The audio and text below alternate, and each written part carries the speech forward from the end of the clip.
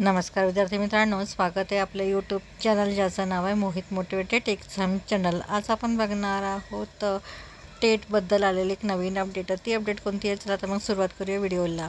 Update अशी आहे, TET 3 परीक्षेला 6 महिने उलटले, भरतीचा पत्ता नाही। पुणे राज्यातील लाखो DED आणि BEd पदवीधर उमेदवारांनी दिलेल्या शिक्षक अभियोग्यता बुद्धिमत्ता चाचणी म्हणजेच टेट 3 परीक्षेला आता जवळपास 6 महिने उलटले आहेत। दीर्घ प्रतीक्षेनंतर परीक्षेचा निकाल जाहीर झाला। मात्र या निकालानंतर शिक्षक भरतीची प्रक्रिया अद्याप सुरू न झाल्याने उमेदवारांमध्ये प्रचंड नाराजी आहे। शासनाकडून वारंवार आश्वासने दिली जात असूनही प्रत्यक्षात कोणतीही ठोस कारवाई होत नसल्याने युवा शैक्षणिक व सामाजिक न्याय संघटनेच्या वतीने राज्यभर तीव्र आंदोलन करण्याचा इशारा देण्यात आला आहे।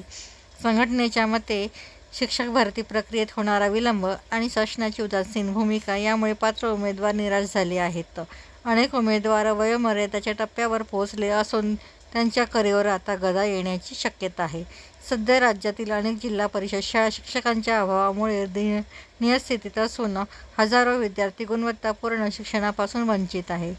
नवीन शैक्षणिक धोरणाच्या अंमलबजावणीच्या पार्श्वभूमीवर 75,000 कंत्राटी शिक्षकांच्या जागा कायमस्वरूपी शिक्षकांची नियुक्ती करणे अत्यावश्यक आहे।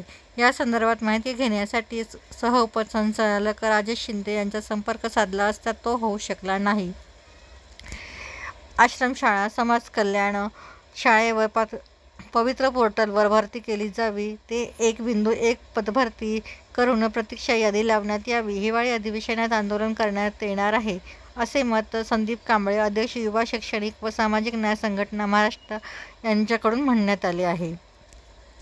तर अब्दुल शेख, सामान्य अभियोग्यताधारक यांच्या मते पवित्र पोर्टल होणारी दिरंगाई विद्यार्थ्यांचे भविष्य अंधकारमय करत आहे। शासनाने तातडीची शिक्षण भरती घ्यावी आणि सर्व अभियोग्यताधारकांना न्याय द्यावा। कंत्राटी शिक्षक धोरण रद्द करून TET पात्र व अभियोग्यताधारक उमेदवारांची कायम नियुक्ती करण्यात यावी, तसेच समूह शाळा धोरणही रद्द करण्यात यावे, असे मत अजय पवार यांनी स्पष्ट केले आहे। तर ही होती शिक्षक अभियोग्यता बुद्धिमत्ता चाचणी म्हणजे टेट 3 बद्दल आलेली एक नवीन अपडेट। अशाच नवीन अपडेट बघण्यासाठी व्हिडिओला लाईक करा, कमेंट्स करा, जास्तीत जास्त व्हिडिओ शेअर करा, जेणेकरून इतर विद्यार्थ्यांना देखील या व्हिडिओचा फायदा होईल आणि चॅनलला सबस्क्राईब करायला विसरू नका।